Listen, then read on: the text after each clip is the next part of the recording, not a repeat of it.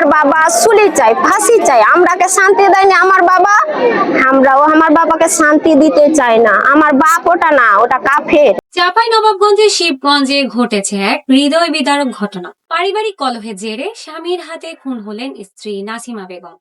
হ্যাঁ ছিল। আমার বাপ আমার মাকে ধরেন, আমরা শুনেছি, আমার জ্ঞান হয়ে আমার মা কোনোদিন শান্তি পায় না আমার বাপের কারণে। আমার বাপ একলাই মাত পারবে, যেরকম হলো কি যে কাফির। জি না, আমার মনে হয় আমার বাপ একলাই মেরে ফেলেছে। কারণ আমার বাপ কোনোদিন আমাদের বাড়িতে কাউকে একটা আসা যাওয়া করতে দেয় না। তাহলে ওর ডরে কেউ কোনোদিন আসতে পারবে না আমাদের বাড়িতে, ওর অর্ডার ছাড়া। ওই একাই করেছে। আমার দাবি, আমার বাবা সুলি।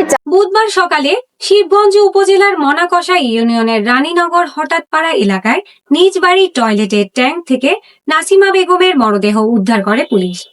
পুলিশ জানায়, রাতের অন্ধকারে ধারালো অস্ত্র দিয়ে স্ত্রীকে হত্যা করার পর মরদেহ গোপন করতে টয়লেটের ট্যাঙ্কের ভেতরে ফেলে রাখেন স্বামী মিজানুর রহমান ভেজু। সকালে মোবাইলের মাধ্যমে, মোবাইল ফোনে শুনতে পেরেছিলাম যে এখানে একটা লাশ পাওয়া গেছে।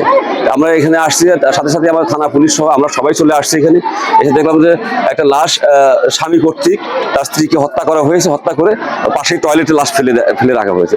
লাশ উদ্ধার করেছে। লাশ হচ্ছে সুরতাল রিপোর্ট হচ্ছে। সুরতাল রিপোর্ট শেষে লাশ আমরা পোস্টমর্টমের জন্য মর্গে প্রেরণ করব। তারপরে এইটার বিষয়ে যে আইনগত ব্যবস্থা সেটা আমরা নিব।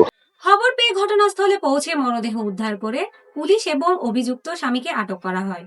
শিবগঞ্জ থানার ওসি মোহাম্মদ হুমায়ুন কবির জানান, নিহতের শরীরে ধারালো অস্ত্রের আঘাতে চিহ্ন রয়েছে।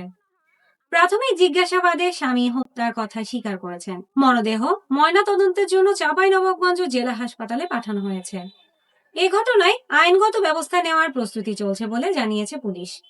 একটি পারিবারিক কলহ শেষ হয়ে গেল একটি জীবনের গল্প।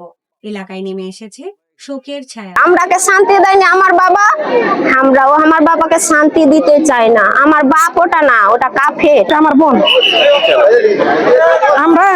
আমার বোনকে মেরেছে। আমার বোনের আমরা ওকে শুনি চাই।